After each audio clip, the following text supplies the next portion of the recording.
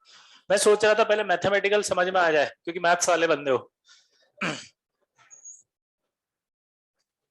Maths लगाओ आयुष कि अगर एक पाई बॉन्ड एक जगह होता तो एक ही होता, एक पाई बॉन्ड तीन जगह घूम रहा है, तीन जगह घूम रहा है तो एक जगह कितना आएगा? एक पाई बॉन्ड यार मैथ्स के हिसाब से नहीं चलते मेरे को, वन वन होता, तीन जगह जा रहा है तो 1/3 हुआ एक जगह, और 1/3 को ही तो 0.33 कहते हैं।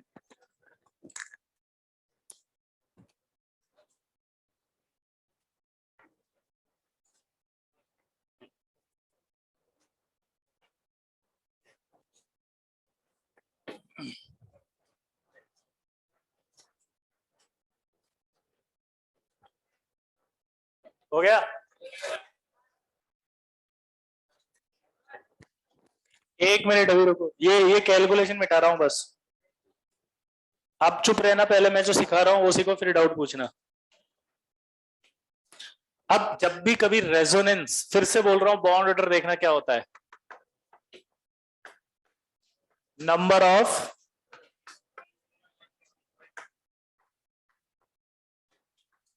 कोवेलेंट बॉन्ड बिटवीन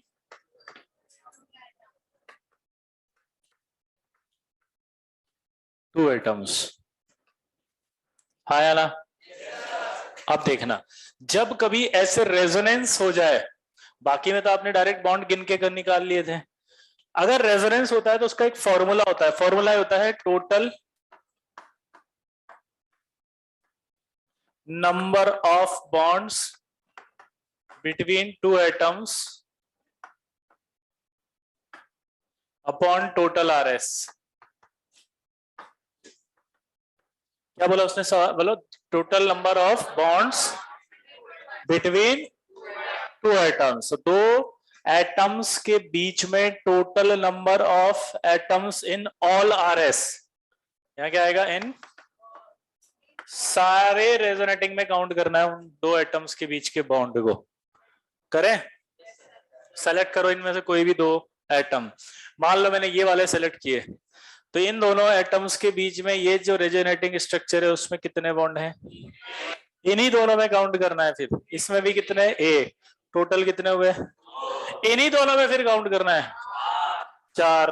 तो यहाँ पर ये वाला पॉइंट तो आ गया चार, है ना? नीचे क्या लिखना है? Total RS. टोटल आरएस कितने हैं? इसको सॉल्व करो तो ये बॉन्ड ऑर्डर आएगा इसका 1.33। ये एक फॉर्मूला और है, ठीक है? कैसे किया फॉर्मूला बताओ? Total number of bonds between two atoms in all resonating structure. तो जो भी बॉन्ड आप सेलेक्ट कर रहे हो, किसको सेलेक्ट कर रहे हो आप इसको सेलेक्ट कर रहे हो, इन दो एटम्स को, तो इसमें बॉन्ड कितने हैं? इसमें ही देखना अगले में, टोटल दो, यहाँ कितने हैं? दो, टोटल कितने हुए? चार। रेजोनेटिंग स्ट्रक्चर कितनी है? तो कितना आया? 1.33। नोट करो इसको।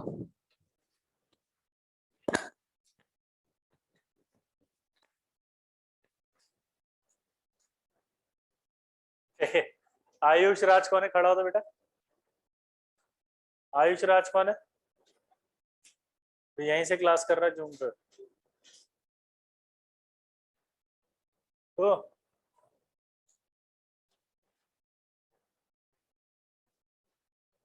तू ये ना है जुट्टे। हाँ दिख गया हो तो बंद कर रही हो तुम। अक्षय राजगुप्ता कौन है?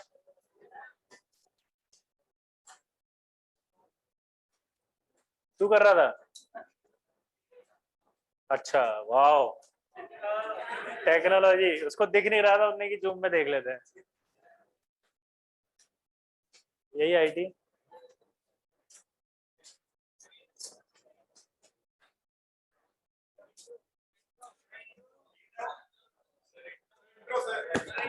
अभी देंगे देंगे, पहले ही कर लेते हैं यार, ये सब होमवर्क दे देता हूँ ना एक, आगे क्या है आपको प्रैक्टिस करने के मतलब। अभी अभी दो पूछना भाई, रुक तो सही, पहले खत्म तो करो एक लेवल ऑफ क्वेश्चंस।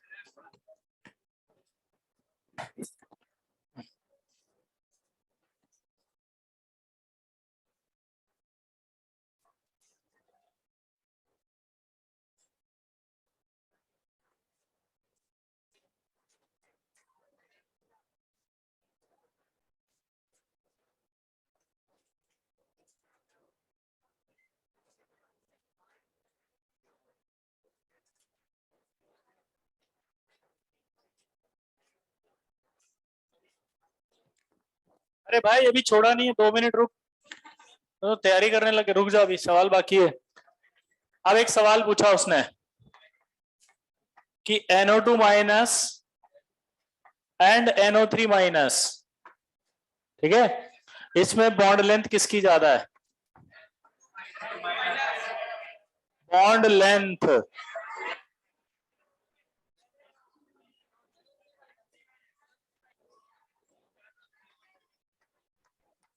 और ये NO बॉन्ड लेंथ पूछ रहा है।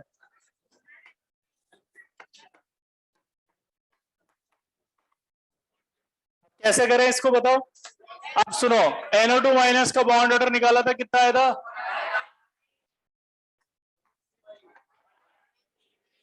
क्या लिखा था मैंने? बॉन्ड ऑर्डर ज्यादा तो बॉन्ड लेंथ।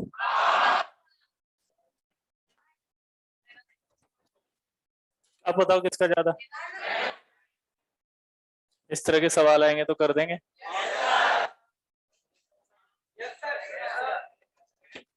प्रैक्टिस करते करते सीखेंगे हम। अभी ऐसे मत समझो इतने बड़े बड़े सवाल कैसे करेंगे, वहां पे टिप्स पे आ जाएंगे। ठीक है, पक्का। एक और सवाल बच रहा है बस, लास्ट। यहां नाइट्रोजन को ध्यान से देखो तो 4 बॉन्ड बने हुए हैं और हमें ये पता है नाइट्रोजन मैक्सिमम 3 बना सकता है। तो जब लुइस से हमने ये पूछा, अरे आखिरी डाउट यही, घर पे नींद नहीं आएगी अगर ये बच जाए तो? कईयों का पेट दुख रहा होगा अभी, तो चुपचाप बैठे हैं डर के मारे कि भी कुछ बोल दूं। तो सेम वही हुआ, सबों ने पूछा लुइस से कि भैया नाइट्रोजन में तो 4 बॉन्ड कैसे बना दिए हो, 3 ही बन सकते हैं, ये कौन सा थ्योरी है जो पढ़ा रहे हो, और क्यों इस बॉन्ड के नाम पे हमें बुड़बक बना रहे हो? तब लुइस ने बताया कि अगर कभी भी किसी भी एटम में उसकी औकात से ज्यादा बॉन्ड बन जाएं तो वो कोऑर्डिनेट बॉन्ड होता है। कौन सा बॉन्ड होता है? यानी कि अगर लुइस की स्ट्रक्चर है और उसमें कहीं भी किसी भी एटम पर प्लस और माइनस दिख जाएगा तो इसका मतलब वहां पर कोऑर्डिनेट बॉन्ड आएगा। दिख रहा है क्या प्लस माइनस? ये प्लस ये माइनस, हाँ, क्योंकि लुइस ने समझाया। यहां लिख रहा हूं ताकि साफ साफ दिखे कि कोऑर्डिनेट बॉन्ड क्या होता है, पहले ये समझे। ये एक ऐसा होता है अनइक्वल शेयरिंग ऑफ बॉन्ड, ऐसा बॉन्ड जिसमें दोनों इलेक्ट्रॉन एक ही एटम देता है। कोवेलेंट बॉन्ड कैसे बनता है ये नहीं बताया, लेकिन इतना तो पता होगा कि 2 इलेक्ट्रॉन से मिलकर बनता है। जैसे अगर मान लो ये H है, ये कोवेलेंट बॉन्ड है एक, इसमें एक इलेक्ट्रॉन ये दे रहा है, एक इलेक्ट्रॉन ये दे रहा है, और ये दोनों इलेक्ट्रॉन इसके पास भी काउंट हो रहे हैं, ये दोनों इलेक्ट्रॉन इसके पास भी काउंट हो रहे हैं। यहां तक आई समझ बात? ये इसके पास भी काउंट होगा, ये इसके पास भी काउंट होगा, हाँ या ना? तो ये कहलाता है सिंपल कोवेलेंट बॉन्ड। कोऑर्डिनेट में क्या होता है, ये इलेक्ट्रॉन दोनों इसके पास एक ही एटम दे रहा है लेकिन काउंटिंग दोनों के पास होती है, तो इसको कैसे बोलते हैं? Unequal sharing. क्या वर्ड इस्तेमाल करते हैं? क्योंकि ये दो ये अकेला ही दे रहा है दोनों। और इसको बताने के लिए एक और बात बोली कि आप कोऑर्डिनेट को हटा के ऐसे प्लस माइनस लगा सकते हो। प्लस जहां लगाया मतलब इसने दिया इसलिए प्लस है, माइनस इसलिए क्योंकि इसने लिया है, तो ये रिप्रेजेंटेशन होता है प्लस माइनस। तो यानी कि आप अगर NO3 का स्ट्रक्चर लिखें तो आप एक और लिख सकते हैं,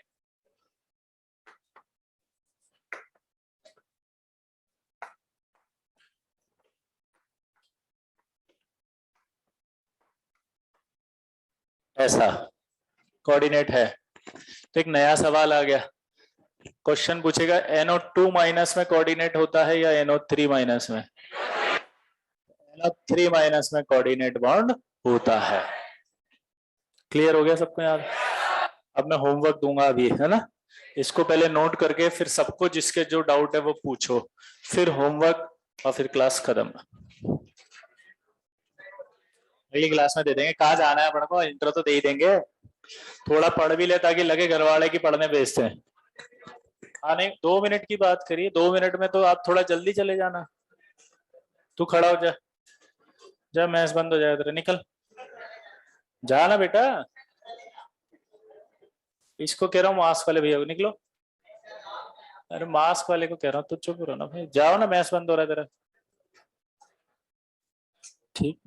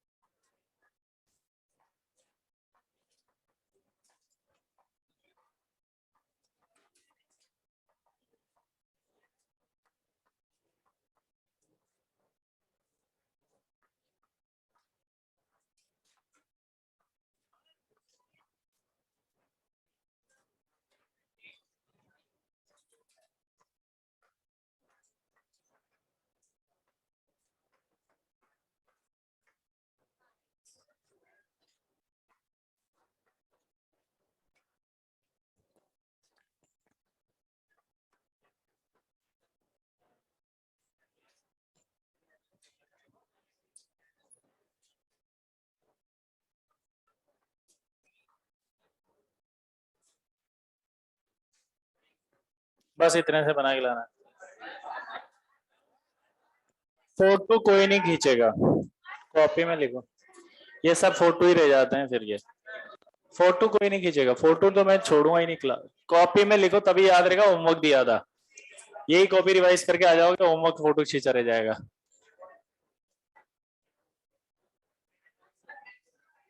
N3 माइनस के आगे उसका नाम लिखा है एजाइड आयन।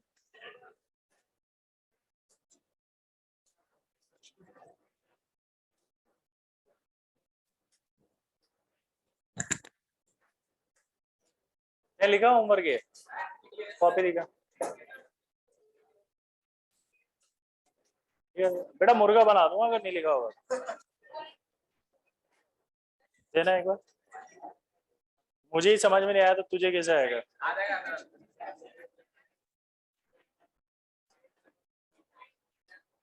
इंटेलिजेंट हो।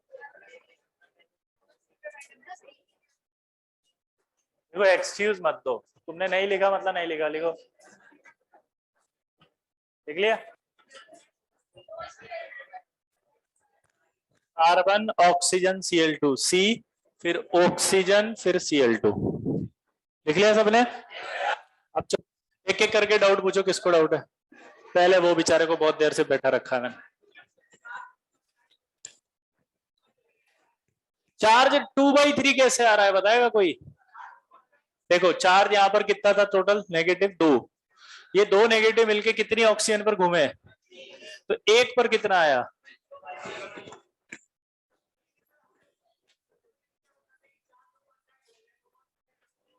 हाँ तो यही एवरेज में बताया जाता है कि एवरेज अगर माने इसका तो रेजोनेंस हाइब्रिड में हर एक जगह 2/3 है ओवरऑल।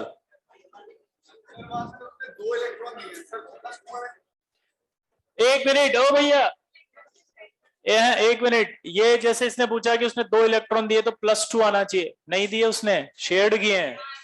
जब देता है तब आते हैं +2, वो आयनिक बॉन्ड बन जाता है।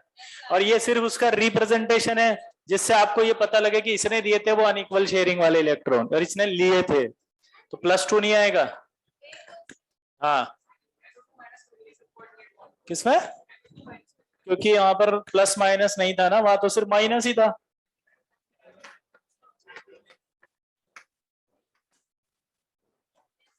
और ये 3 बॉन्ड ही बना रहा है, औकात से बाहर है क्या। और बोलो। हाँ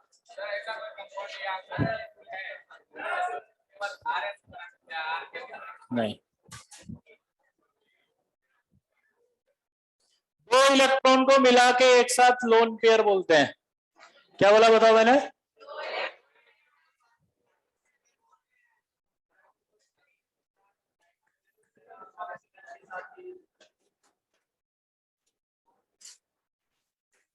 कौन सा। एक बात आप याद रखें, ये यूं,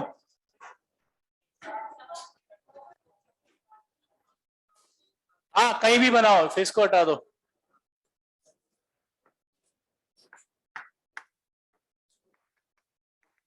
कहीं भी बनाओ एक बनेगा, नहीं बनेगा। ऐसे वो बनेगा ही नहीं ना। एक बात और सुने, कभी भी 3 मेंबर्ड रिंग स्ट्रक्चर नहीं बनेगी, लाइक ऐसे नहीं बनेगा। क्यों? क्योंकि अनस्टेबल होती है। 3 मेंबर्ड रिंग हाईली अनस्टेबल होती है। क्या होती है जल्दी बताओ, बाकी नेक्स्ट में पढ़ेंगे।